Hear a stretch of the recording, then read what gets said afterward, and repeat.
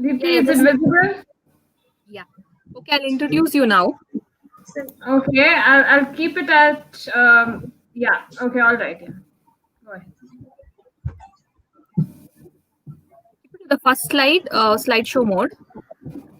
If I keep it on slideshow, I can't go to the screen. So I'll keep it like this and then I'll do the slideshow. Is that okay? Okay, once I introduce, you can do that. Yeah, yeah. Good evening to everyone. I welcome you all to ENVIS webinar theme, Know Your Ecosystem. And today's topic is Climate Change and Global Warming, Perils of the Modern World by Dr. Ananya S. Rao. Dr. Ananya S. Rao has a PhD from Center for Atmospheric and Oceanic Sciences, Indian Institute of Science, Bangalore, under two of the pioneers of climate change research in India, that is Professor N.H. Ravindranath and Professor Govind Swami Bala. Prior to her doctoral degree, she has had the opportunity of working on climate change, adaptation, mitigation, and its policy aspects. She has also worked at Center for Sustainable Technologies and contributed to various state climate change reports, being a part of MNRGE project for environmental service enhancement and vulnerability reduction, and All India Greenhouse Gas Inventory project. She has published research articles in peer-reviewed journals and has had the honor of being invited for talks and discussion at various reputed institutes in India and abroad, including the Potsdam Institute of Climate Impact Research, PIK, Potsdam, Germany. She has extensively traveled to different forest ecosystem across the country and has been passionate about environmental conservation.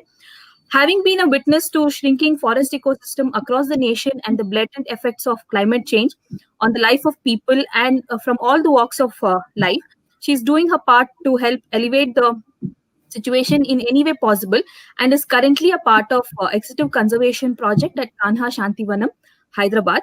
So it's an immense pleasure to welcome my colleague Dr. Ananya S. Rao. Over to you, Ananya. Thank you so much, Deepti. It was a wonderful introduction. Thank you.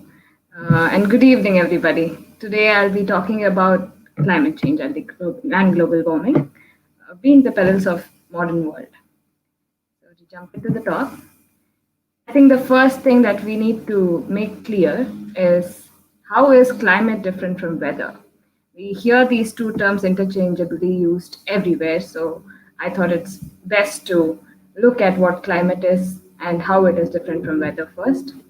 So we have weather, which is on a smaller time scale. We have it for hours and days, changes that occur in the temperature, precipitation, all of them on hours and day time scale. And when it comes to climate, it varies from months to years and decades and beyond. So if you look at it spatially, weather is when you're talking about, say, Bangalore weather. Is it rainy today? Is it cold? So it's a regional spatial scale. Whereas when it comes to climate, you're talking about regional as well as the global climate. And the main components of weather is atmosphere, whereas in terms of climate, you're looking at the interaction between the atmosphere, ocean, and the land. And of course, humans influence climate. We are coming to that in this talk, main part of it. So climate is weather that is averaged over time. And now, as the topic says, we're talking about climate change and global warming. So the first thing to know is, what is global warming? Global warming refers to the rise in global temperatures, mainly due to the increasing concentration of GHGs. GHGs are greenhouse gases in the atmosphere. GHGs trap the heat coming from the earth, not the solar radiation. They trap the heat that is sent back from the earth and warms the atmosphere. So this rise in the global temperature due to increasing greenhouse gases such as CO2, methane, and others cause global warming. And climate change, as I mentioned earlier, refers to increasing changes in the climate over a long period of time, which includes precipitation, temperature, wind patterns, and more. Although people use this term interchangeably, global warming is in fact a part of climate change. So let me see if this link works. Hold on.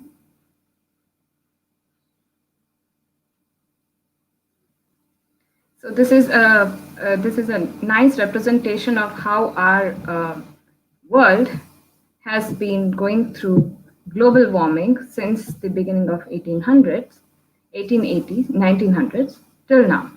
If you look at it, the blue is cooler parts, cooler temperatures, and red is the increase in temperature. So the heat has been increasing over the past 1 century, 100 years, in just 100 years. Keep watching how the blue turns more and more yellow and moves towards orange in the recent most years, turns to red in some parts of the world. This is global warming that our world has been facing.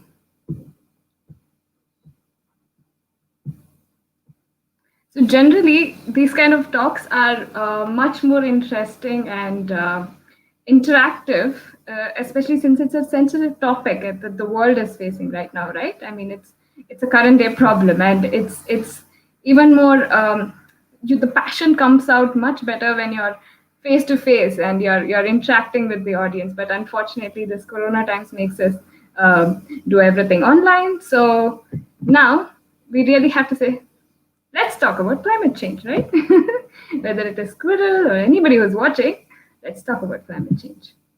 So change, I love this one sentence which says that change is the only constant. Change keeps happening. So climate change also must have been happening over the past millennia, right? Millions of years. So it is true, climate has been changing over the past millions of years. But how has it been changing? What has been causing this climate changes is mainly due to the natural variability and separately the human-induced variability. What causes natural changes in climate? You have natural forcings which come from volcanic eruptions, brightness of sun, shifts in Earth orbit, and something called El Nino and La Nina, which I will deal with in the coming few slides. And we also have human-caused changes in the climate. So human beings have been making a lot of changes through the past hundreds of years, and that has been affecting the climate as well. So let us now look at the first part of how naturally climate has been changing over the past thousands of years. So whenever there's a volcanic eruption, everybody knows volcanic eruptions happen every now and then, right? Every decade or so, there's a big, massive volcanic eruption, which releases a lot of, say, sulfates and SO2 especially, and ash into the atmosphere. You have, as this diagram represents, you have a lot of sulfates in the atmosphere, and this basically forms a layer which prevents the solar radiation, which warms our planet, from entering into the atmosphere and reaching the surface. So what happens because it does not reach? It forms like a thick sheet, like a blanket over the planet, and it keeps the atmosphere below that blanket cooler because there's no solar radiation coming through. So that, in fact, makes the surface cooler. Volcanic eruptions have been cooling the surface of the atmosphere. Then we know that the solar radiation coming to the Earth has also not been constant. We have not been receiving the same amount of solar radiation from the sun. Why this happens is because there's something called sunspots and solar flares. There's an increase and a decrease in those nuclear reactions that takes place in the sun, because of which it goes through a 11-year cycle of increased and decreased solar radiation reaching the surface of the Earth. This in turn, of course, affects the climate. Then we have something called the Milankovitch cycles. Milankovitch was the scientist who coined this, who found these cycles. So we all know that Earth goes around the sun in an elliptical orbit, right? But do we know that this ellipticity of this orbit changes over 100,000 of years? So the change in this ellipticity of the orbit of Earth causes changes in the temperature and changes in the climate of the planet. So this is one. And eccentricity is one. Second, we have the tilt. We know that the tilt is to 23.5 degrees, right? But in fact, the tilt of Earth varies from 22.5 to 24.5 degrees. And the change in this tilt occurs over 41,000 years, and this change can cause changes in the climate as well. Then we have something called precession. The tilt is like this, and then the precession is how the Earth revolves around itself, rotates around itself. That precession also undergoes changes every 24,000 years. So these are the natural cycles over thousands of years which cause a change in the climate. Right? Then we have a smaller time scale phenomena called El Nino phenomena, which occurs mainly in the West Pacific coast. So South America, in the Pacific Ocean, the west part of South America, the ocean warms up abnormally, which just the warming of this ocean in the western part of South America causes a change in the climate across the world. It can be a cause for droughts, say as far as India as well. There's a reduction in rainfall. And this, in Spanish, El Nino is the boy.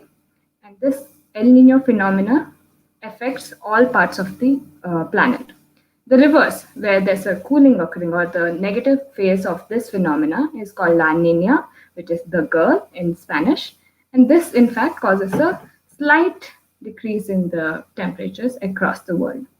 So till now, I've been talking about the natural forcings that make a change in the climate of the planet from thousands of years to a smaller time scale. So the El Nino phenomena can occur over the time scale of like 5 years. But what we are now going to look at is how human beings have in fact affected this climate. How do we even know that human beings have affected climate at all, right? So for that, we have developed computer models. Computer models are models which incorporate a lot of equations of the atmosphere, the interaction between the atmosphere, the land, the oceans, and all of it, and they produce something called scenarios. They simulate how the world would be, how the temperature would be, how the precipitation would be if it was just natural forcings that I've talked about till now, and how it would be if human beings also impacted the climate.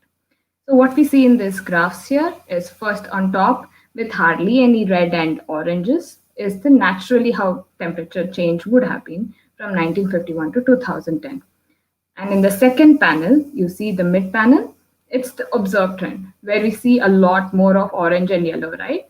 So definitely the world has seen changes which are very different from what it would have been if it was just limited to these natural forcings that I talked about earlier. So what does that imply? So natural and human forcings, the third panel there, the last panel below, that shows that these are the combination of these two, natural forcings and human induced changes, have caused the changes that in temperature that we have seen in the last 50 years, in this case 60 years.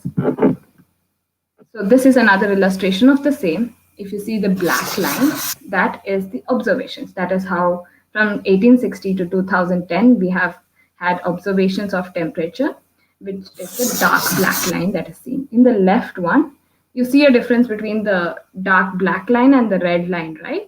That difference is because the observations do not really match the natural forcings.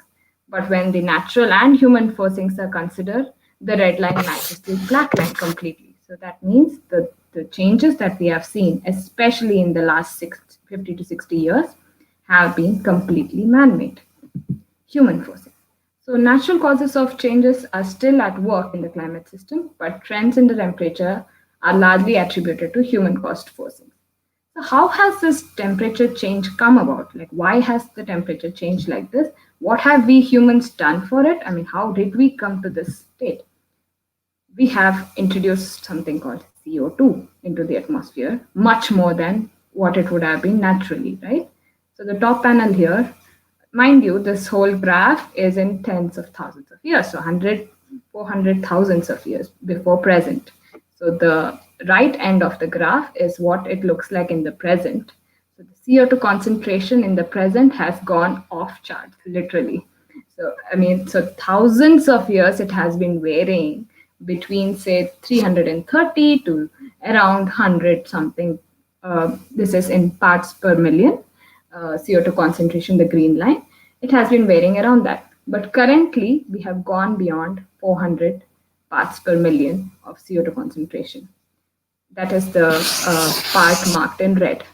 Because of this CO2 concentration change, what has happened is that the temperature has abnormally changed over the past 60 years, and so has the sea level change. So what we have done is we have put CO2 into the atmosphere, which has affected everything else. It's a continuous process. How have we put this CO2 into the atmosphere? Is mainly 92% of it is through fossil fuel burning and through cement manufacturing. Yeah. So 92% of it is through fossil fuels, and 8% is through land use changes like deforestation and others. So this now the CO2 emissions that we have put out is mainly taken up by the atmosphere. A part of it, 45% of it goes into the atmosphere. A part of it is taken up by the oceans, and the land, which includes trees and all us human beings and the carbon in the soil, it takes up 27% of it. So how this now changes over time shows how from 1960 to 2010 these CO2 emissions because of fossil fuels have been increasing completely. Atmospheric growth has also been again increasing linearly. Ocean absorption has also been increasing, but the land, in fact, if you look at it, it has been taking up carbon and giving out carbon at the same rate. So the land does this because it has the capacity of the terrestrial ecosystems. The terrestrial ecosystems means the forests. What do? They take up energy from the sun, they take up the carbon dioxide and give us oxygen, right? So they are the ones that have been acting as a buffer for the CO2 in the atmosphere. They're taking up all of the CO2 and converting it into oxygen for us. But mind you, the oceans have taken up much, much, much more carbon. And what they have done is they have stored it in deeper layers. So the heat that the oceans have taken up right now has not yet come out at all. So even if we stop the emissions currently at the CO2 level currently at what it is, the oceans will still give out heat to increase the temperature of the planet for the next 100 years at least. So what we have entered now is something called Anthropocene. What is Anthropocene? Anthropocene is the new term that that has been given to the era or the geological age, which actually includes the changes that the human activity has made towards the climate and the environment. So when did it all begin? It began at the beginning of the Industrial Revolution, beginning of 1800s, right?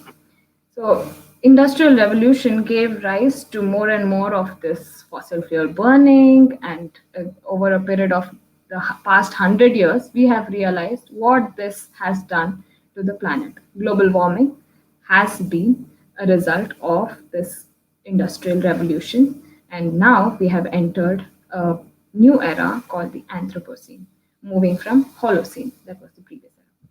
More specific term that is used because biodiversity is diminishing. So what is the human population of the planet today? We have exceeded 7 billion people.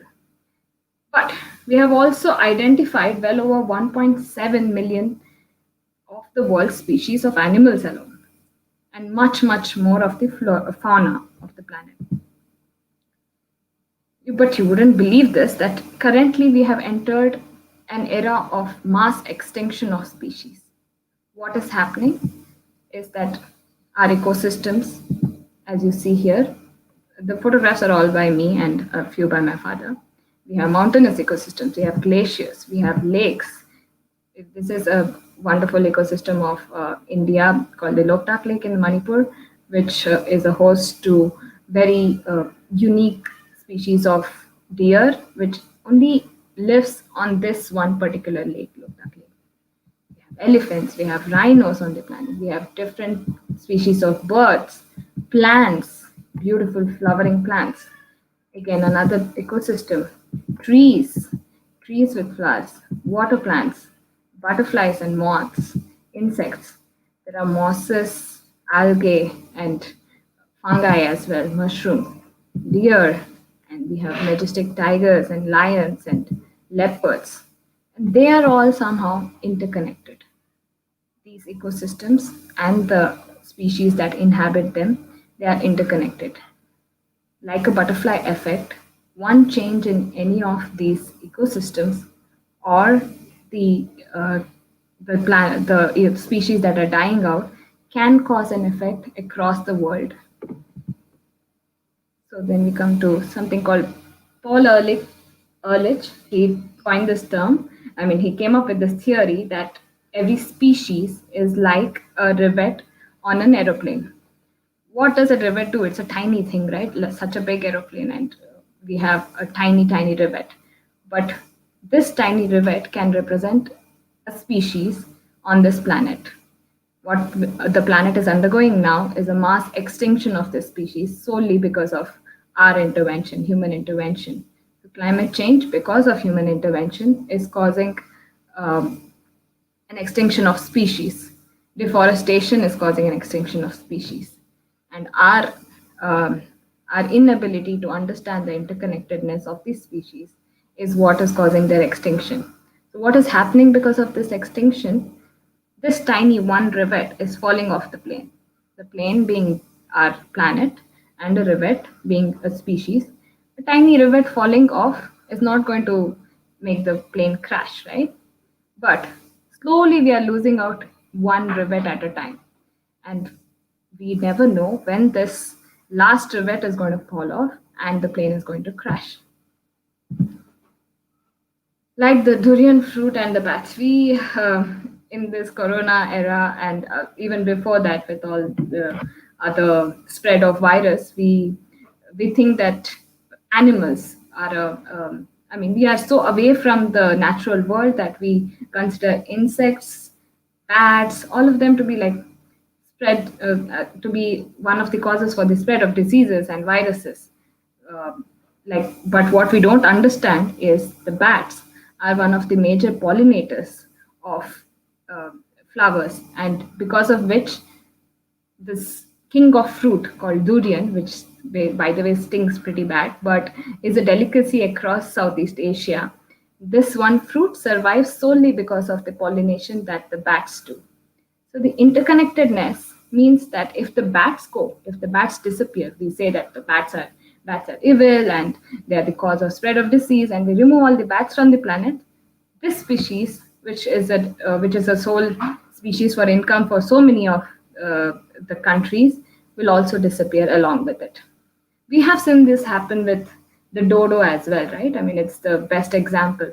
Dodo was a flightless bird, and once human beings started coming to New Zealand and finding this flightless bird being really dumb, and they didn't have any interaction with human beings. They were just there, and human beings started consuming them very easily because they didn't even have to hunt them. They had to just hit them with a stone and they would die. They were that dumb.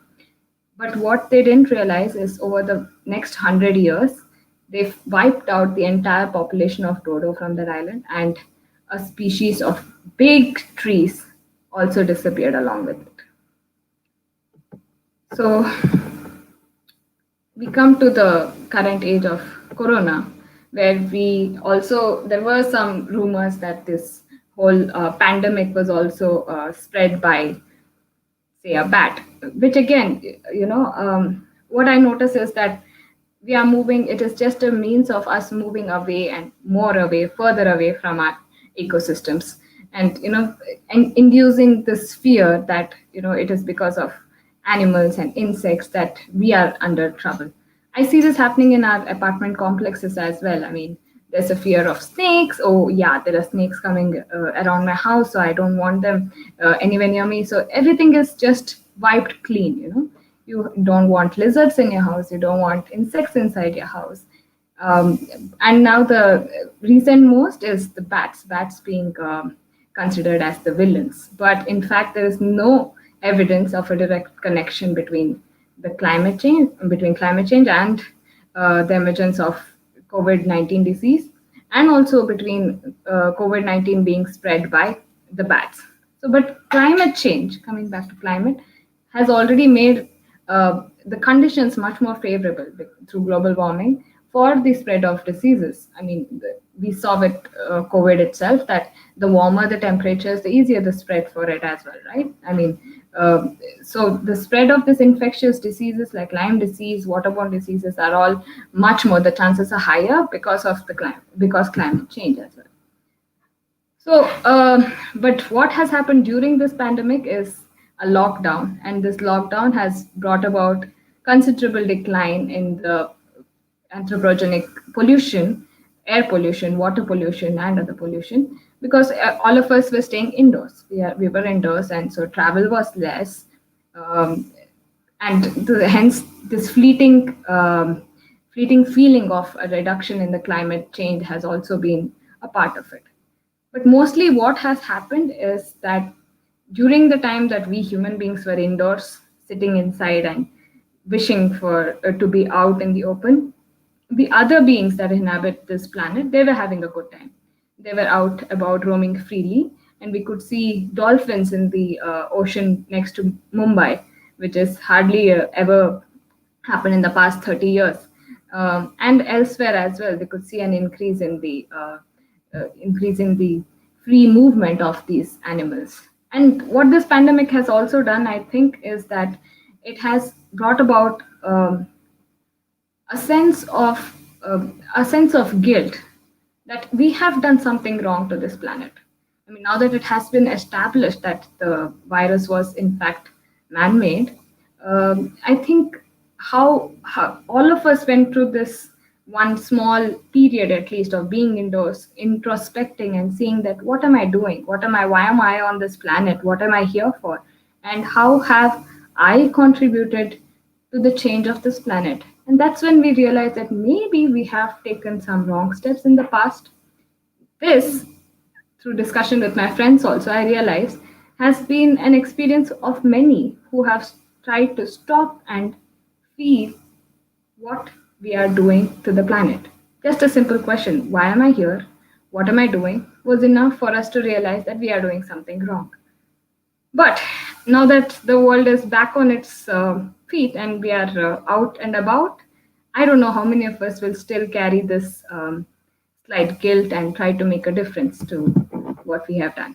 Coming closer to home, to India, we look at the past 100 years, we see that from 1901 to 10, the first decade of this century, the previous century, till 2018, we see that there has been increase in the temperature by 0.6 degrees. These rising temperatures might not matter much, right? I mean, so what if the temperature is increasing? So what if the CO2 is increasing? But what it can actually do to human beings is that this temperature change combined with the humidity, especially in a tropical country like India, can really be very fatal for human beings.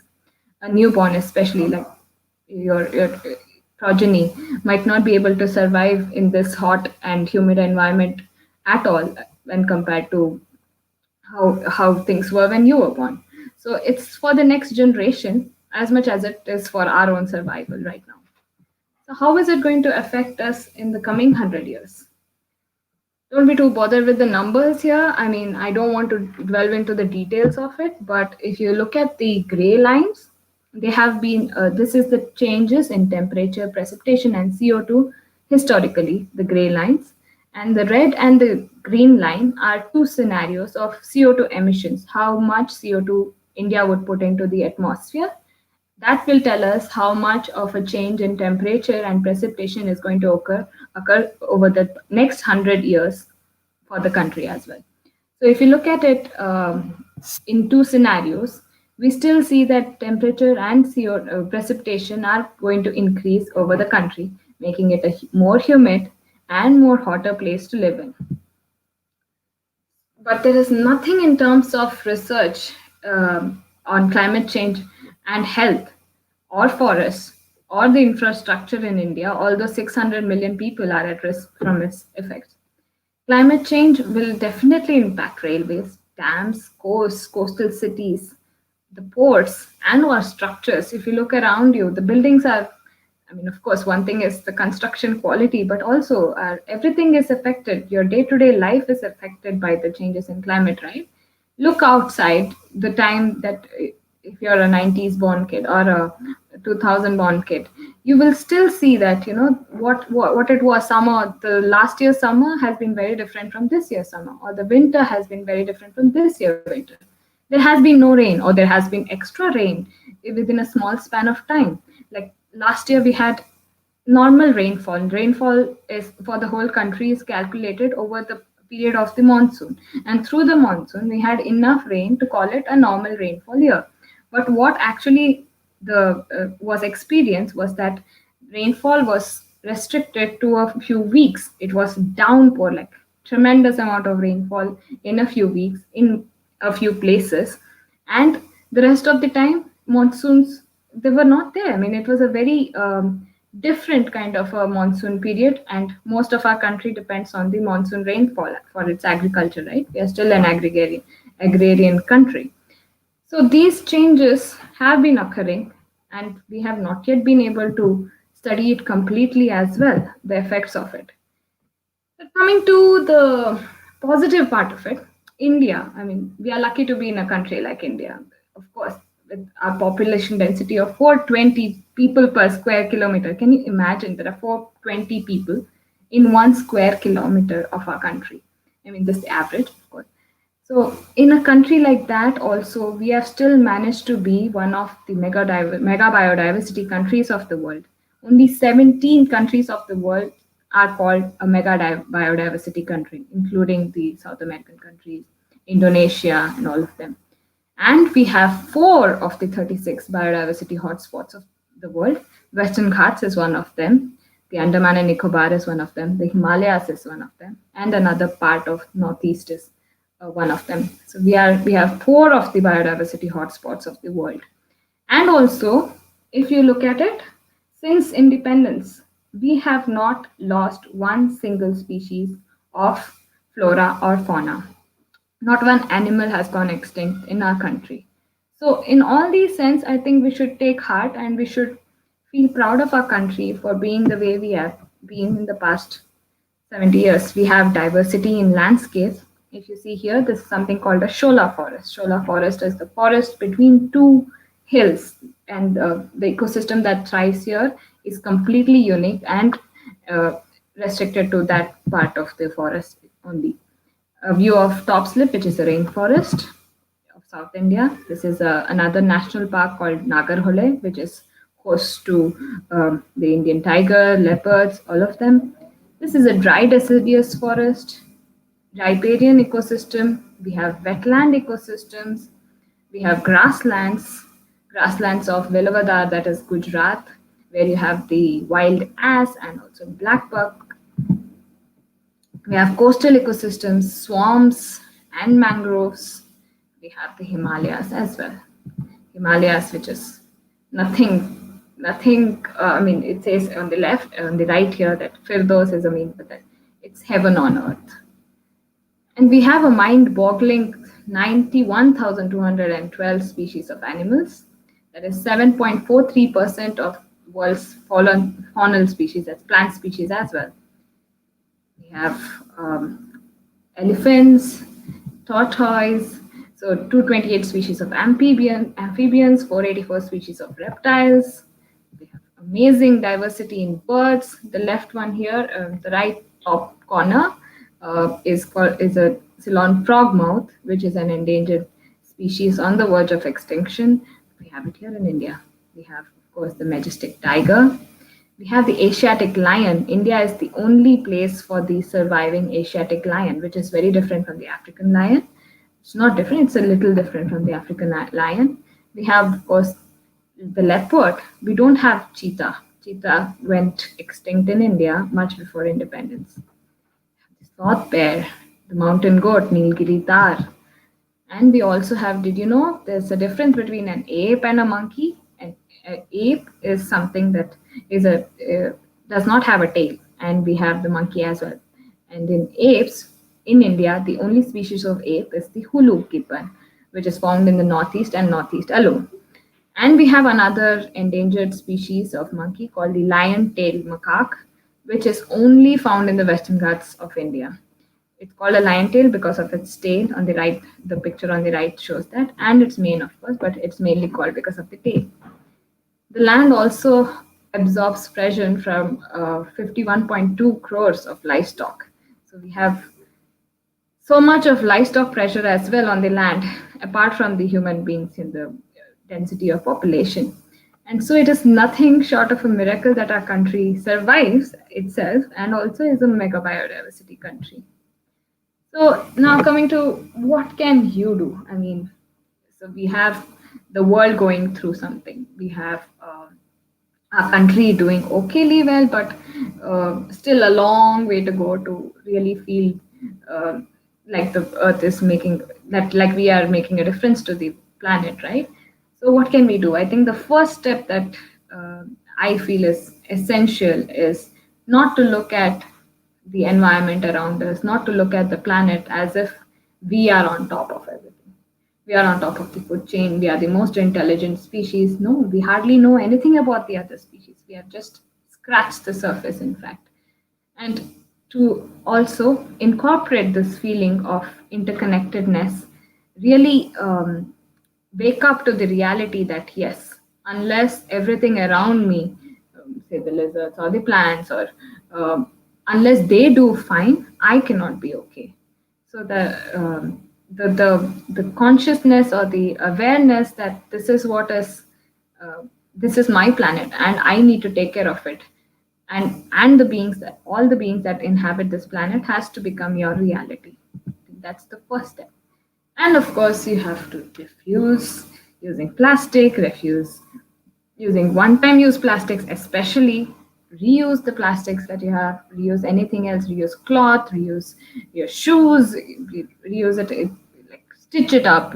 We hardly do that these days, right? I mean, this has been, India especially has been a country where we have been able to, it's been in a culture to reuse things and not throw them away. If something has a problem, something has an issue, whether it's a tape recorder or the television or your clothes. If there's a hole in your clothes, you just go to the darji and get it stitched, right? You don't throw it away. So that has been in a culture, but I think somewhere down the line we have lost that too. Now what do you do? I mean, if your shoe is worn out, you order another one from Amazon or Ajio or anywhere else, right? I mean, you don't even think about reusing it. So reuse is something that we really need to do to reduce our burden on this planet. And recycle things.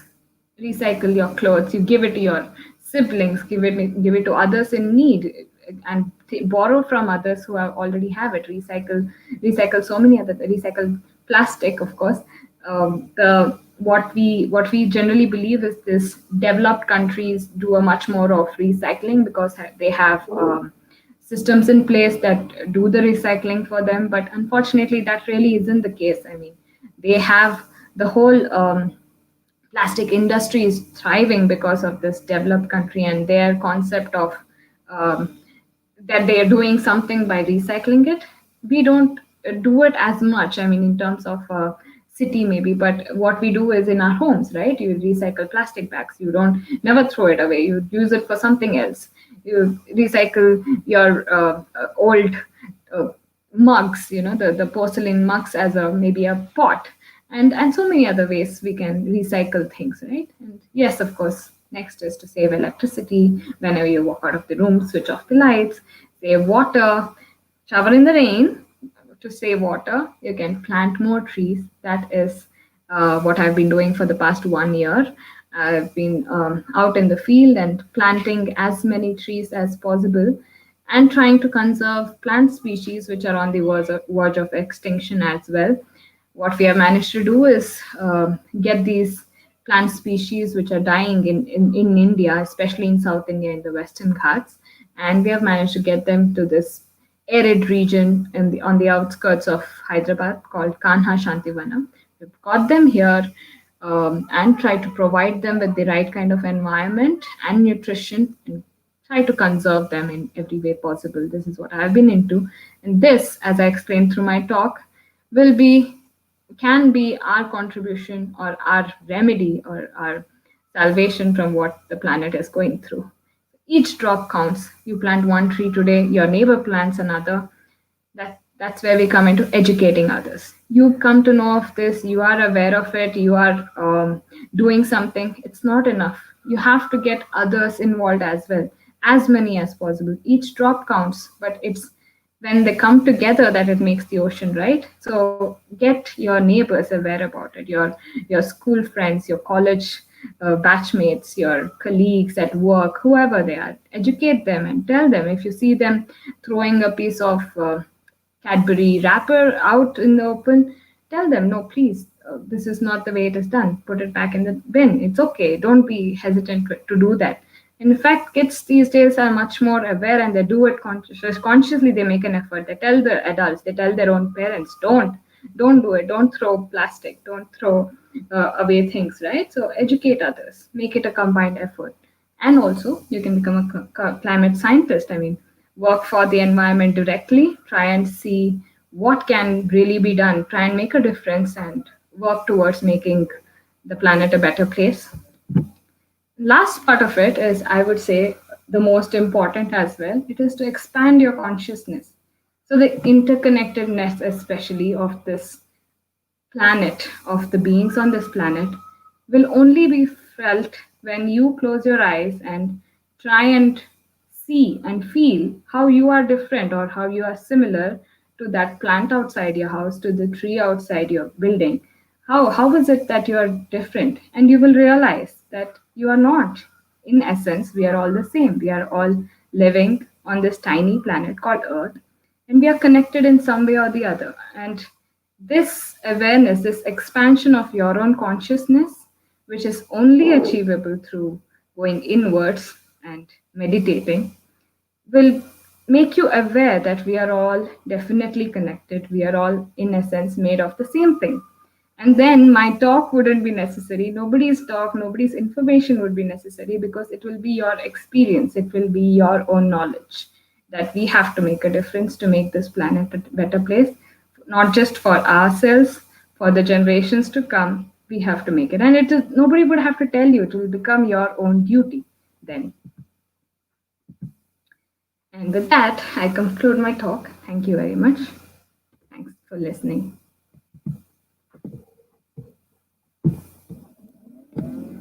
Deepti? Thank you, Ananya. There are a few questions that have come in. Sure. Ray asks, what kind of plants can be planted by me which does not need much care? Okay. Okay. Firstly, plants of any kind do require a little bit of care. I mean, if you're keeping them at your house, I would suggest bring in plants only if you feel like you can nurture them. There's no point in you getting a plant and then it dying within a few weeks because you haven't forgotten to water them. That's what happens generally, especially with me. I tried doing that in a hostel. I was sitting and I'm doing a good thing. I bought like 5 to 10 flowering plants, and then within a week they were all dead, and there are beings that are dying, right? So yes, it's a very good question in that sense. I would say like a cactus will require hardly any watering, if that's what you mean by maintenance. Aloe vera mainly is very, very good in terms of this. I mean, you just have to put it in a pot. It's going to spread across as well to other pots. It's that fast growing and also requires hardly any maintenance. Plus, at the same time, it's going to give you a benefit of, you can use it for anything. You can use it on your skin, on your hair, and also to eat. Did you know you can make more kolambu? That's like a good dish out of aloe vera as well. I mean, you just have to chop it and cook it with just boil it in water, add a paste of coconut and red chili, and it's ready. It's a yummy concoction. So aloe vera is one part. Sorry, I'm getting into food. Aloe vera is one plant, and then I would say giloy. Giloy is another creeper which we are growing a lot on our campus here in Kanha Shantivanam, which requires hardly any maintenance, and it grows very fast, super fast. So if you forget to water it a couple of days also, it's okay. So giloy, aloe vera, any species of cactus for that matter, some palm as well. And by the way, the tomatoes that I've grown here, I just had to, it's just outside my balcony. I just had to throw the seeds out there and they've just come up by themselves, hardly any watering needed as well. So depends on the soil too, in that sense. So I would say giloy is Amrita Balli. and aloe vera are good options for that. Inchira has a question. She's asking, other than the rainfall variation, what are the other harmful effects which severely impacts the agriculture in India due to global warming, and does it reduce the yield? Okay, so in agriculture, when it comes to agriculture in India, we have been facing a lot of issue, especially since the Green Revolution. Everything before that was going according to our traditional knowledge. I mean, we would just look at, there were our forefathers would just look at the sky and say when it's going to rain, right? I mean, so one part of it has definitely been changes in monsoon, like she said. Another part has also been our misuse of the land. So agriculture has suffered because of this misconception that fertilizers and pesticides are to be used to increase the yield of a small portion. So that's one part, which overuse of fertilizers have turned the land fallow. Like you can't use the soil again because it has absolutely zero capacity to produce anything. No good nutrients at all. You're putting so much of chemicals into the soil that its natural properties are destroyed. That's one part. Second is monoculture, like you're growing the same thing over and over again. Say it as a wheat cultivation. So you are growing wheat over one season to next season to next season, the same crop. And that what it does is it takes up the carbon from the soil and the nutrients from the soil, and that monoculture cropping has in fact hurt Indian agriculture a lot. So these are three things that have really affected, and I think now there have been efforts to reach out to the small scale farmers as well, to let them know that it is better to grow different things together. And also, of course, organic farming is now the thing, and people are telling farmers how it is much better in terms of yield as well, to get into organic farming. Organic farming in the sense not using too much of fertilizers and pesticides, and how the traditional knowledge that India had was a much better way of going forward in terms of agriculture. Yeah. He has another question. He's asking, what are your thoughts on GMO seeds? Okay.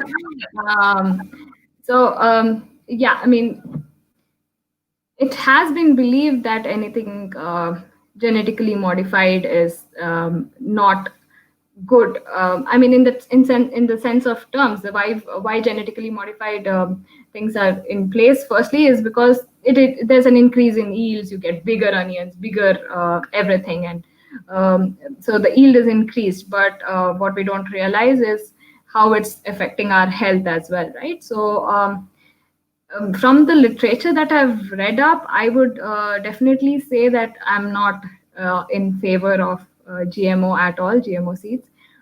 But also at the same time, through my reading and through my discussion with people here on campus at Kana Shantimanam as well, it has come to my knowledge that human beings have made these changes for bringing about a difference or making things better, right? I mean, you're using genetics to make a better difference as well.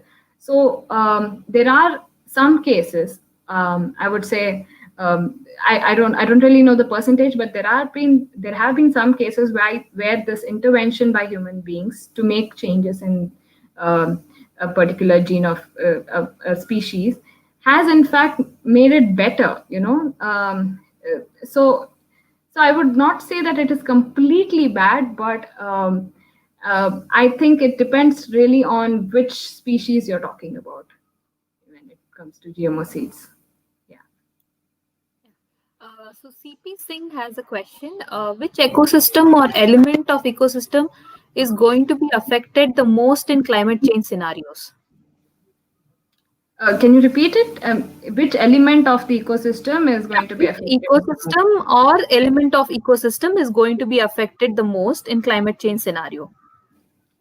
Okay. So like I talked about, it is interconnectedness.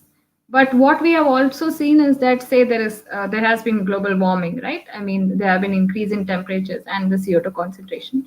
So what has happened is plant species have been quite resilient till now, in the sense that there has been an increase in CO2, which means there has been an increase in the uptake of CO2 as well by the plants.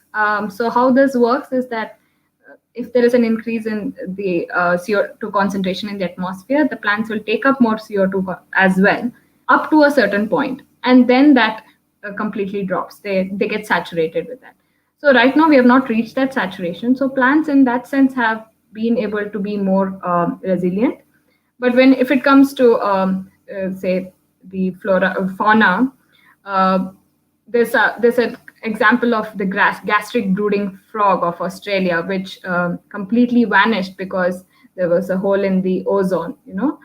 Because they couldn't survive this radiation, ultraviolet radiation reaching the Earth. They couldn't survive it at all. So I would say that the animal species have been more affected by climate change, especially see, in terms of plants, we can regrow them as well. But when there is a habitat loss, climate change because of habitat loss has in fact affected animals in the sense flora and fauna in general, like insects, animal species, all of them have been affected much more than the trees.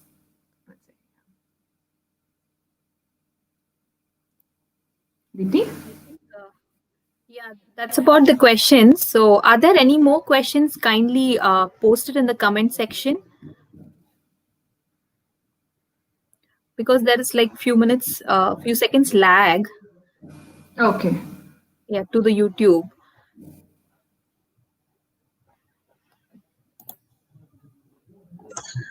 Deepti, Yeah, there's a question. yes. By Inchara, in today's scenario of global warming, is carbon sequestration really necessary, or can it just be brought about under control by limiting carbon dioxide emission? Okay. Um, okay. So I did mention it to the talk as well that even if we stop all emissions of carbon dioxide right now, like at this moment, we stop it completely, bring it down to zero, still there is enough heat that is stored in the oceans for the planet to warm continuously, at least for the next 100 years.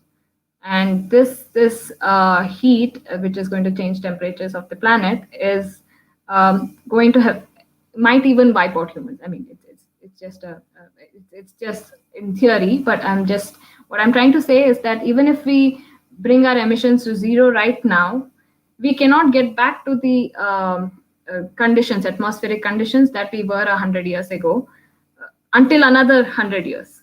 So bringing them down to zero is next to impossible as well, right? I mean, with the kind of development that we are seeing right now, bringing them down to zero is absolutely almost impossible. And even with that, it's not going to really help. So in that case, we really have to come down to carbon dioxide removal methods in terms of like CDR. It's called CDR. So there are different methods where you can incorporate or remove carbon dioxide from the atmosphere through human efforts, and also through carbon sequestration from the plants as well. It is absolutely essential.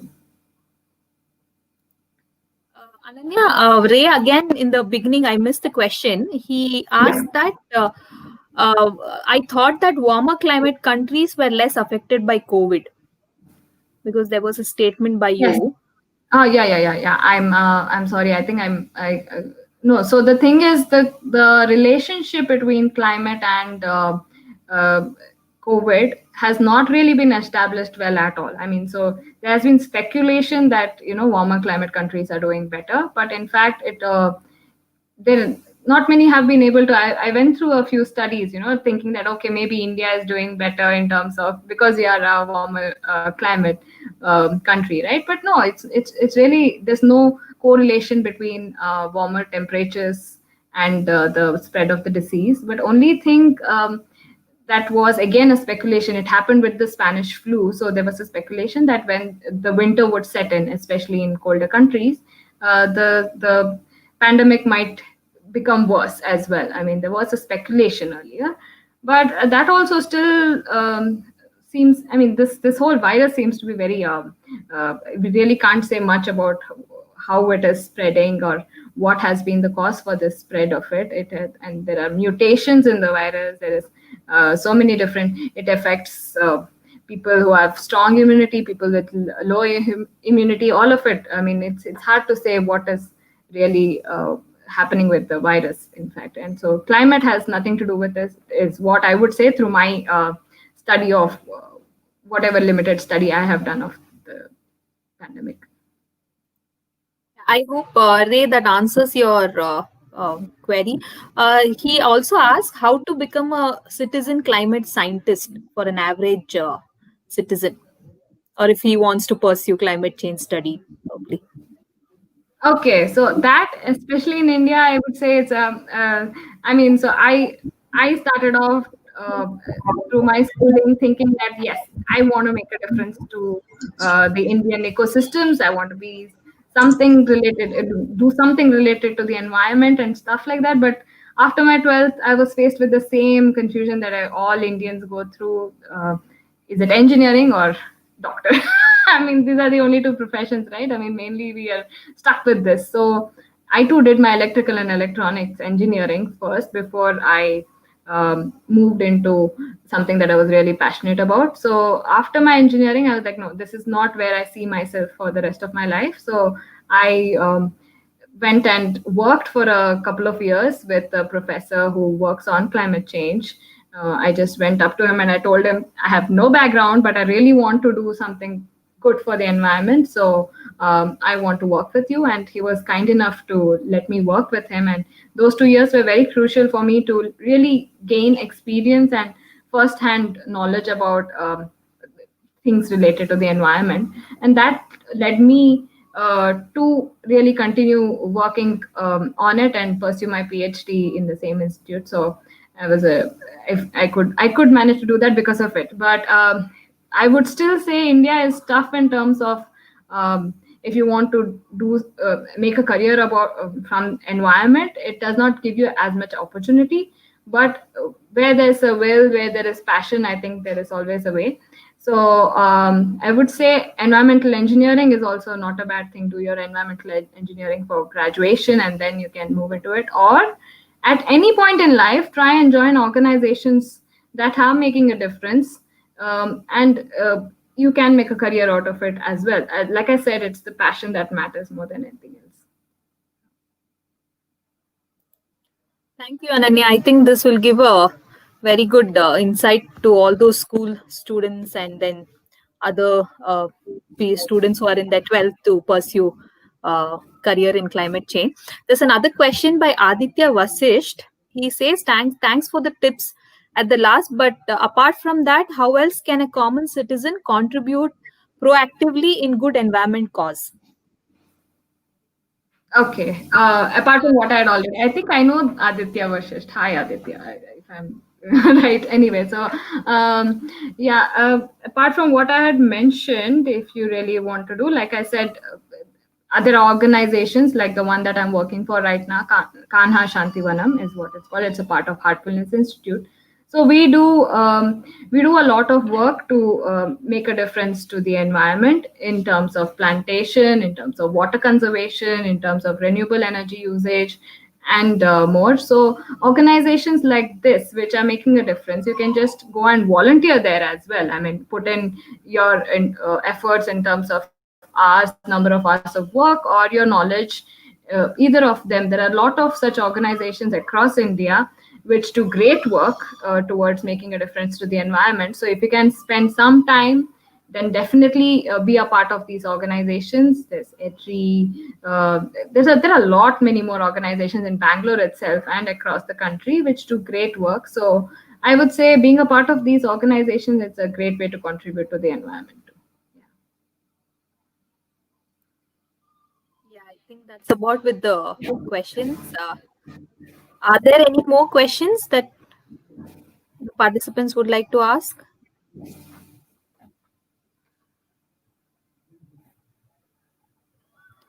Yeah, I think that's about the question. So we'll wind up today's webinar topic. Thank you, Ananya. Thank you so much for giving this webinar talk. And she has almost covered every aspects of climate change from a layman's perspective, and let us know about what is weather and climate, which most of us have a don't have a clarity about, and giving the Indian statistics about different species and what all has gone extinct, and then all the climate scenarios. So I hope all the participants have been benefited by this talk, and thank you so much for actively participating in this webinar. And I thank you, Ananya, for giving Thank you. this webinar. Thanks a lot. Thanks a lot for inviting me and having me over. Thank you.